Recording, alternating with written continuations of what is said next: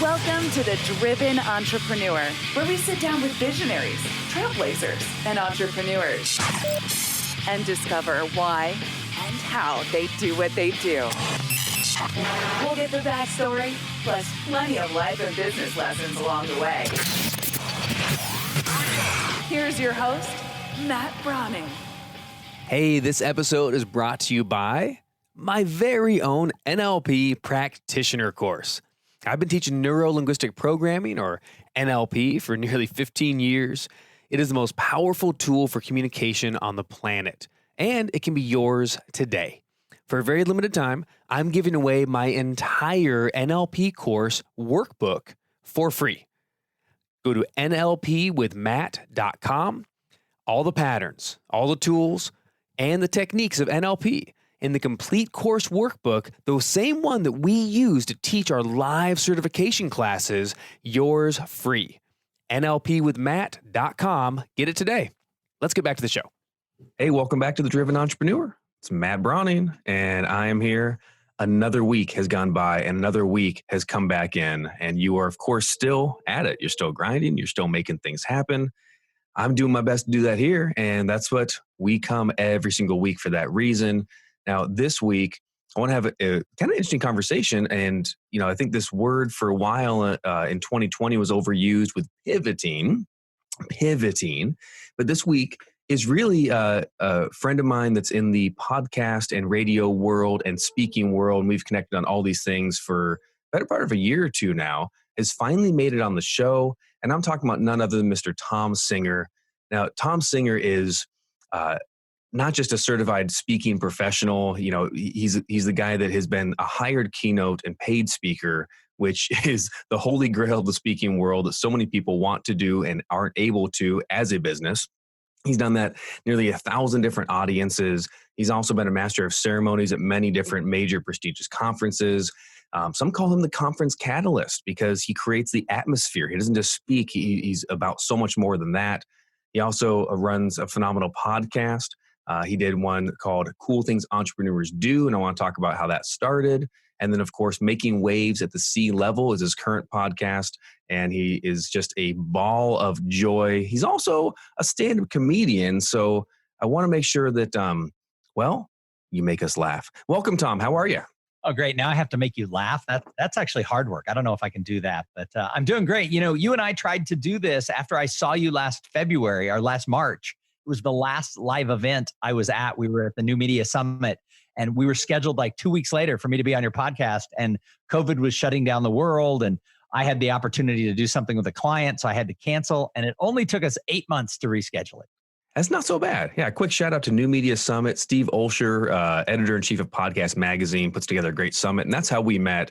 And grateful for places like that. And man, I have been missing conferences. I really have. Just before we went to tape, I was telling you how you doing, Matt? And my answer nowadays is I am so bored of recording this from my upstairs bedroom office and going here every day. Sometimes I just get the laptop on the couch. Sometimes I go to a Starbucks just because I need to be around people. Are you traditionally or kind of more geared towards extrovertism, or do people assume that because of what you do for a living? No, I mean, I'm definitely more of an extrovert. I like to be around people. That's one of the reasons I like speaking and being the master of ceremonies at live events is I get to meet a whole bunch of people. People fascinate me, and I get my energy from hearing stories from people about what they're doing, how they're growing their business, how they're driven as an entrepreneur. And that all came to a stop. I call March 13th the day my business died. And I have literally been on stage in front of people once since that time. I've done a hybrid event where there was live people in the audience, and then we were broadcasting it. And so that was the only time that I've actually been live. I've been in TV studios filming and emceeing conferences, and I've sat here in my office in Austin, Texas, in what used to be my daughter's bedroom before she moved out. Coming to you live from my daughter's old bedroom. That sounds so prestigious. This is audio only. The walls behind me are like kind of a light green and a light blue, which is what she chose when she was 15. She's now 23. I've never repainted the room.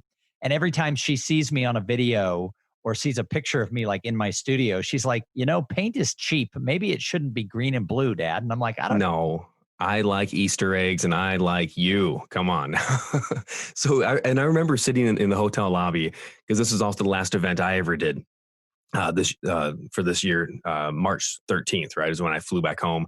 And I remember sitting there with you and you have your laptop open and your phone and we're having a cup of coffee or a drink or something. And you're like, well, my whole month just opened up.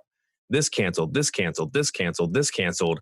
And I know you've talked about this probably ad nauseum at this point, but can you just, with a fresh perspective, looking back, especially now, when you are 100% of your business is from one niche, one area, one type of work, and then that industry shuts down completely.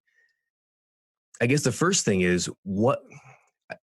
how do I even want to ask this? Thom, I want to know what your mindset was like. How did you feel initially? And I think that might be an obvious answer, but less obvious is how did you feel after? How long did it take you to sort of shift the tide in your own mindset, right? Of like, okay, yeah, this happened, but now let's get back at it. Let's figure out the new.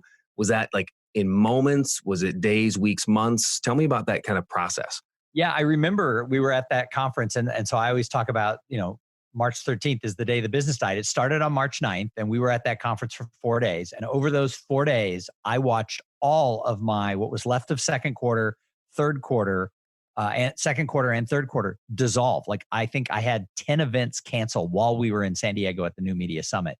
And at first it was a little bit of disbelief. Like I was like, why? I mean, they were canceling things like I wasn't speaking there, but they were canceling things like South by Southwest. I'm like, how do you cancel, South by Southwest? It's like part of the Austin, Texas, persona. How do you not do it?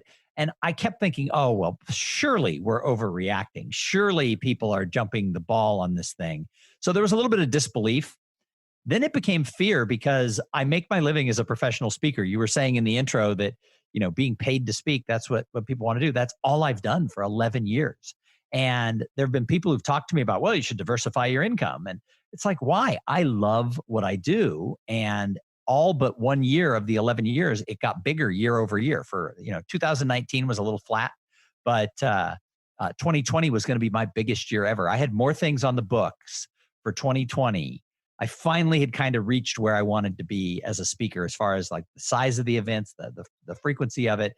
People were calling me; they liked what I talked about. Repeat conferences and clients, I'm sure. A lot of repeat had finally started to hit. People who'd used me 3 and 4 years in a row as their master of ceremonies, or bringing me back to keynote because it had been 4 or 5 years. So I was getting into that second cycle where speakers get brought back 5 years later. And it all just sort of went poof in a moment. So yeah, so disbelief, then fear. And I never got depressed. I actually had gone through 4 or 5 months earlier. I hate to use the word spiritual awakening, but I don't know how else to say it without spending a half hour talking about my own mental state. And so I was in a good space in my head, and I kept meditating. I kept focusing on the fact that this is what it is. And I thought by the fall, it would be fine. So while I was taking a giant financial hit from March until August, surely September was going to be fine. And so I'm an optimist. I just said, okay, well, look, that's so far away, right? I mean, so many of us, I had an event scheduled for April, my own event. I'm like, oh, we're canceling this, or we're moving it. So I moved it to August, September, thinking that is so far away. Things have got to turn around by then, right? So I have a daughter who was supposed to get married on May 16th, and we were all— oh, come on. It was a destination wedding, Mammoth Mountain in California. Skiing goes until June. So it was going to be get married on the top of the mountain, ski down to the reception. It was just awesome. And in March, I told her, oh, by May 16th, we'll be fine. And of course, then the resort shut down. And so the wedding was canceled. And then they rescheduled it for October 10th and they moved it to San Diego. So obviously outside on the beach in San Diego in October, there would be no problem. And no problem. Of course, she did not get married May 10th on the beach in San Diego either. And so I've watched my career and this major family event, and simultaneously I had a high school senior. So there was no prom, there was no graduation, there was no campus tour when she got accepted because I was too cheap to take her to her first choice college because it was kind of remote. And I'm like, well, if you get in, we'll just jump on a plane and go. And then she got in and she had to accept college sight unseen. Wow. and moved to New Hampshire in September, having never been there. So our whole world, personally, as a family and career wise, my wife also is a meeting planner for an association. So we've watched everything just go poof. But what do? You just push forward. And as you said, you pivot.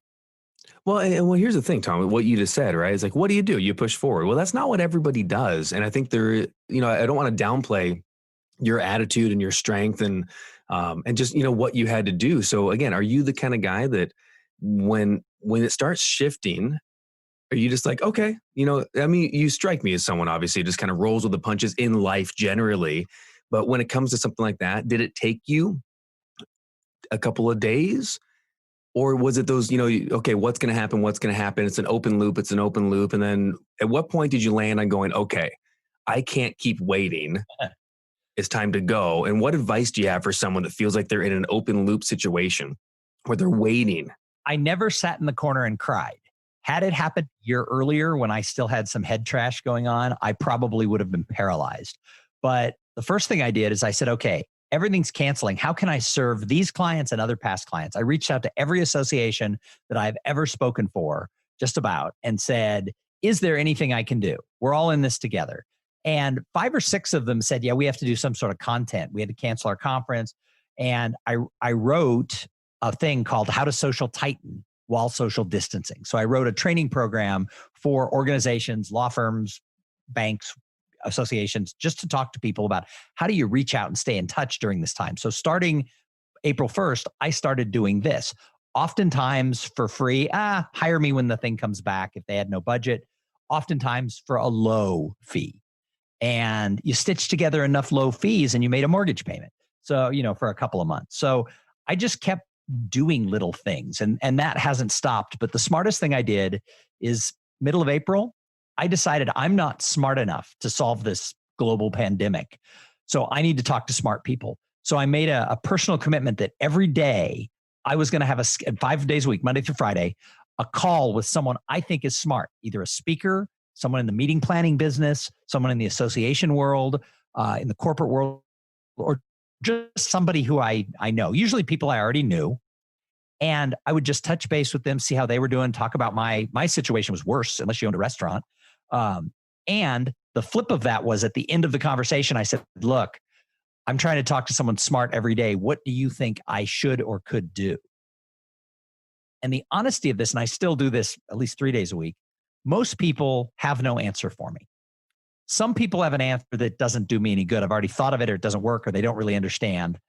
But since April, about 4 or 5 people have given me ideas that I have put into play that have actually led to me making money or doing something new. And one of them was a former client, a company I had spoken at their partner meeting. He said, why don't you come to work for me? And it's an executive search firm who works with big companies looking to hire CEOs, CFOs, CIOs, basically director level and higher positions. It's an international firm. It's called Stanton Chase. It's one of the premier executive search firms that does retained search at the highest levels in corporations, associations. And it's a good business for me. It's a people business. You get to talk to a lot of people. It's a networking business. And so in July, I joined Stanton Chase, and I'm still speaking. I still have my speaking business, but there's not a lot of work. So I'm doing both. So that was sort of my pivot. And I will work for Stanton Chase, the best company I've ever worked for. Even if I do it half time, I'll work for them when the speaking business comes back because I like the company and they're giving me this opportunity to learn so much. Can you kind of talk to me about the qualifications for something different? Yeah, I've gone down this road myself, thinking for over the years, and especially over this last year. I think, okay, this is changing. I can't do this like it used to be. My income's cut in half, and luckily my expenses, putting on events, is also cut in half. So, personally, we're kind of in a similar place, right? That I was last year. But with the business side, it's like, well, things have changed quite a bit. So I always go down this road of thinking, what else could I do? And sometimes, look, like, don't freak out. If you're listening and you're like, what, Matt, you're not going to do this anymore? No, I am. But sometimes it's just kind of a what if, sometimes it's a couch fantasy of like, well, what am I going to do? And this year it felt a little more real. Like, hey, what am I going to do if I need to change? But I've gone down this like, well, what if I did, leadership training? What if I did this other thing? What if, and I start to realize little by little, there's only a handful of things that I probably could do at a good high level, that I would love and I could create value. And then the other thing I realized is that I'm pretty hyper unqualified for almost every corporate job that I would ever think of. How do you land something like this? And again, you said they reached out to you. Were you thinking along the lines already if I want to do something different, or have you ever worked in the executive search world before? Tell me kind of about how that comes together. So first of all, my background was business development for professional services firms. So before becoming a speaker, I worked for law firms, banks, and consulting firms as their business development officer. So selling professional services is my background. Gotcha. This particular firm, I spoke at their international partner meeting like 5 years ago, and I have a friend who works for him. He now is the head of North America for the firm. 5 years ago, I guess, I spoke at their international partner meeting, and the chairman said afterwards, why doesn't he work for us part-time? He's constantly meeting people in companies. He's speaking at all these associations and corporate events. Why doesn't he just work for us at doing business development, even if he doesn't do the search side, just help us uncover rocks? And I wasn't interested in it. But I talked to them and they said, look, you've got the personality for it. Executive search is all about being able to connect dots, seeing 2 steps ahead, being able to recognize, where there's holes. And then I teach people about human connections, right? That's my whole thing. And jobs are found, whether it's through search or organically, jobs are always found through your network and through connections. So the skill set that it takes to be great in executive search happens to be many of them. I don't have everything, but happens to be my skill sets. So we've talked about it over the 5 years. I'm friends with the guy who works there. So I will tell you now that I'm on the inside, in the best of times, if I was working full time, it would take me 6 months to a year to learn the business. So there's not a lot out there. There's nowhere to go network. There's, the company's not having its internal live meetings. It's going to take me a year to 18 months to fully get up to speed and to be able to make this a profitable venture for myself. But part of it is I had to be willing to say yes. And one of the things I changed in myself over the last couple of years, I used to look for reasons to say no. If I thought something was going to be hard, I'd go do something that was easy. And I had learned this lesson last year that maybe I have to start saying yes, and maybe I have to try some new things. So that philosophy of being willing to take the risk, if I don't succeed at it, so what? I spent 2 years working for, a year working for a great company, met some awesome people, but the odds are that I'm going to be able to piece it all together. So part of it is having that mental attitude that somebody's going to succeed as an executive search consultant. Why not me? And my background and my skills line up. So again, if this had happened a year ago, I would have been too scared. What if I fail? What would people say? Well, in the current pandemic, people are going to say, wow, look at him. He tried something, bully for him. And there's something about that too. When you have nothing to lose, quote unquote, not that you have nothing to lose, but you know what I mean? Yeah. A year ago, you'd be comparing like, well, I have this thriving speaking business that's at the top of the game and having the best year yet. Should I throw all that away, or should I shelf that to try this new thing? And now, one of the blessings I think that's really coming out of the year is, well, if what I was doing is basically gone or mostly gone or changed anyway, what the heck? Why not, embrace the freedom of it? Have you been embracing the freedom of choice? Well, I mean, as far as like this pivot to joining Stanton Chase has been concerned, I've embraced the bejeebus out of it. And they've been very good because they know I'm not ready to walk away from my speaking business and walk away from my podcast. And I actually am the paid host of another podcast, which has been a blessing because I've been doing that for 2 years. So it doesn't pay me very much, but there's been a steady piece of income every month from that gig.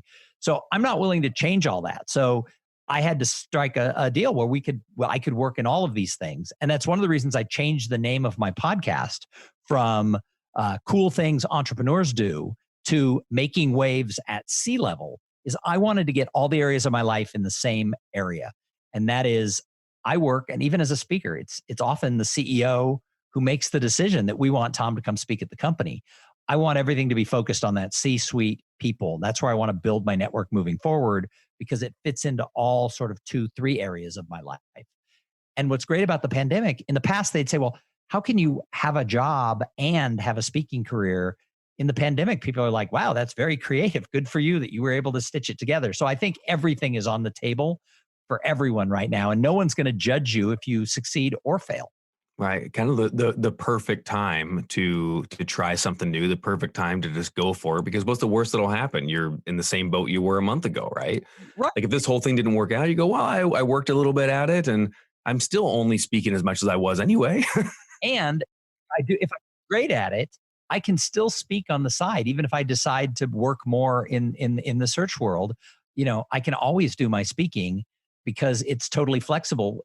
I can say yes or no to clients. So you can actually be a little more choosy too. Let's just say things start picking back up and the events are coming again and you're loving what you're doing now. You could easily say, well, what does my new speaking career look like? It doesn't have to look like what it used to. It can be a different business plan where you take 20% of the gigs available, but they're the top 20 that you actually enjoy, want, and thrive. Making waves at the C level. I always loved your podcast, the cool things entrepreneurs do. I think I was on that once, and I'm an entrepreneur, and I don't know if I do cool things, but You do cool, um, totally cool. I do cool things, but I don't know if I'm a cool guy. That's what I was going to say. So I love that show. Do you use your Making Waves at Sea Level podcast primarily because you want to get in the minds of these kind of people? Is it a good networking tool for you? Kind of what's the, like, I guess talk to me about, should people consider maybe doing a podcast, getting on shows? What does it look like? Who do you look for in a guest besides someone, that's at the sea level, obviously? So I consider it to be the same show. We had a name change, but so I've been doing this for 6 years and over 610 episodes. I do it twice a week. And I would say the show has been the best networking tool I've ever had. And as a speaker, I teach people about human connections. So that's a big statement to say my podcast has been the best networking tool I've ever had. But look, it led me to meeting you. I have some of the best friends I have in 2020 are podcasters I've met over the last 6 years, or some of the guests that I've had on have become my friends or my clients. So yeah, the podcast is a great tool, but it doesn't happen by accident. There's no magic fairy dust in a podcast. You have to be strategic in who are you interviewing? How are you interviewing? How are you sending it out? What are you doing? And I'm a solopreneur. I'm a one-man show. So sometimes I don't get everything done with the podcast that I should to let it be this awesome marketing and networking tool. But even at the level that I'm able to do it, it has opened up more doors than for my speaking career and now in this new career that I'm in, but even just on a personal level than I ever could have imagined. So yes. So yes. And do you foresee continuing doing this as long as, like, till you die, or just until the next wave comes to something different? I mean, 6 years and over 600 episodes, that's a big deal, man. And most people with any kind of a radio show, television show, podcast can't tout that. And to be able to pivot into the new space you're in and to continue in that space is a huge deal. So I guess, I mean, first, congratulations. And do you just foresee, you love it, you're going to keep doing it? So I do like it, and I will continue to do it in some format. I also host the show called the Digital Enterprise Society podcast that I've been hosting coming up on 2 years. I'm the paid host for that. They were fans of my show. They were a client. I'd spoken at their conference, and they put their podcast together, and they said, can you help us do this? And I ended up becoming the co-host. And I also host a show called the Webinar Talk Show, which is a video kind of podcast, I guess. It's an interview show that lives on Facebook. And it also has a webinartalkshow.com is its page. And it's an interview show because when we pivoted to this world of virtual meetings, most of them suck. And one of my friends and I had started hosting hybrid events 6 years ago. And we knew the at-home audience had different needs than an audience in a ballroom. And part of it is you got to relate to them. So a talking head over PowerPoint is not the way people want to take their stuff over the computer. And yet most conferences are just hiring a speaker to talk.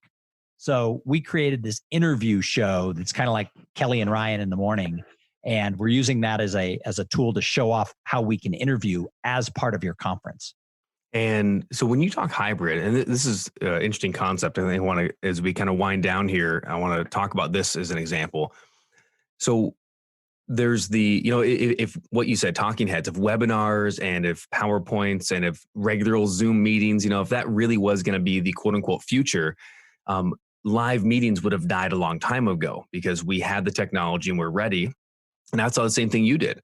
Just as one person on Facebook says, oh, everything's going to be digital, then you have 1,000 people showing up in a ballroom and getting on flights and wanting to be together. So I do believe that people always want to be together at some point.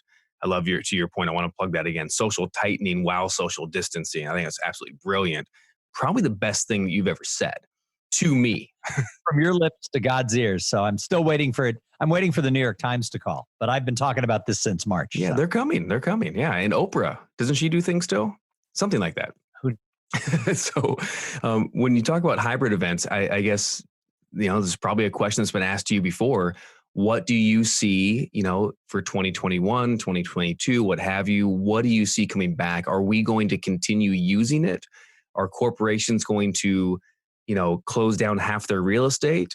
Is it going to come back to cubicles again and ballrooms again? Or is it going to be that whatever that, I hate that word, but is it going to be the new normal, something different? Well, of course, it's going to be different because people have gotten very comfortable using this technology where a lot of people weren't before. So this technology, where there's certain things that we can do over Zoom that are just more efficient. However, people like to be around people. Even introverts want to be there. People say, oh, well, certain companies aren't going to let anybody travel to conferences until their competitors do and start winning the business. Sure. You want all these people who said people don't have to return to the office ever until they learn they're losing people because the other company with an office has a better culture and everybody's quitting to go work there. They're going to open up offices. So there will be differences, but it's not going to be a blanket magic wand. And as far as conferences are concerned, the word for 2021 and maybe 2022 is hybrid. But eventually, we're going to see what works. For some events, hybrid will work. But you have to remember, you're at home. It's not just streaming your live ballroom. The at-home audience has different needs. And the example I use is, I have two quick examples. One is nobody turns on their TV at 8 o'clock at night to watch someone standing there giving a lecture. But since the 1950s, we've watched talk shows in the morning, in the afternoon, late night TV. So the interview format that I tout with the webinar talk show stuff, the interview format is not yet been embraced by most of these webinars and conferences, but I think it's how you're going to engage that at-home audience more. So you're planning two events if you're doing a hybrid because it's like the other example, professional sports. If you own the Kansas City Chiefs, you plan stuff that's going to happen in your arena. That's different than what you're planning for the home people who are watching it on TV. Correct. Entirely different audiences. And the people at the Chiefs, there's people who work on TV, and there's people who work on what happens in the stadium, and conferences are going to have to learn that. And you have two different revenue streams too, almost two different businesses, right? You have live ticket sales and you have the gate and you have merch and you have food. And then all of a sudden you have TV, commercial, sponsorship, pay-per-views if it's boxing, what have you. The teams didn't want TV, right? Because they wanted people to come to the stadium. If we broadcast it, nobody will come. Well, it turned out they're making more money from TV revenue than they do in the stadium. So you go back 40 years, people are like, we can't broadcast the sports team because nobody will ever come to the stadium. Yes, they will. Well, it turns out that you can use TV as a promotion tool, right? Now that the more they like that. So when you're talking hybrids and interview format, are we talking like, I'm imagining maybe a small studio, maybe a green screen, maybe not. And me and you were in there. Hey, I'm sitting in a set. I'm talking, I'm on stage. My guest comes on and we're teaching, having a conversation, and it's for the people. Maybe you got your iPad with, all the comments and all the things and you interact. Like, is that kind of what you're talking about, or is hybrid different? No. Explain that a little more if you would. So my co-host for this webinar talk show, we originally called it the Conference Talk Show, and we started it 6 years ago. And we would go to a live event. We would have a studio. They would broadcast the speaker who was on the main stage. And then as soon as that speaker was over and everybody went to coffee in the live ballroom, everybody was in the lobby having coffee. What do you do with your at-home audience? Most conferences would put up a thing that says back in 30 minutes. Right, go pee. Yeah, what we did is that's when our cameras would go on and the speaker would come and he'd sit with us and we'd be like, hey, Matt, you just delivered a great keynote. Yeah, we have this at-home audience. We have 1,000 people watching at home. What did you not have time in the 45-minute keynote to share that you'd like specially just to give the at-home audience? And then you could go a little bit deeper about how to be a driven entrepreneur and what the Firebox is all about. You could talk about your stuff. And the at-home audience feels they're getting something they didn't get. And at the same time, we would interview like people like walking by. We'd be like, hey, come here. Want to be on camera? They'd sit down and we go, what's the best part about being here in person? So we would sell the people at home a little bit of FOMO. We'd give them some extras with the extra interviews. Then we'd interview the attendees and we'd get them thinking, well, I have to be there next year. And so the clients that we worked with, and from other research that's been done, people who did good hybrid events, the next year got more people to come to their event. So it's already proven that it works, but you can't, the mistake is, well, we'll save money and not have a host for the hybrid, for the at-home audience. It's like, nope, got to have its own host, got to have its own feel, and you've got to get them engaged. And it's a broadcast, so you can't engage them the same way you do in the ballroom. That's why interviews are so good, because you're asking questions, people are listening, they don't know what the answer is, they know it's a little bit on the fly. It's more exciting than a PowerPoint guy just talking for an hour. Man, I'm loving it. And now you got me. I got to be honest. You got me thinking I can't be so lazy this year, because I've been embracing. If I'm really honest, I've been embracing some of the change and some of the easier schedule. And I'm not.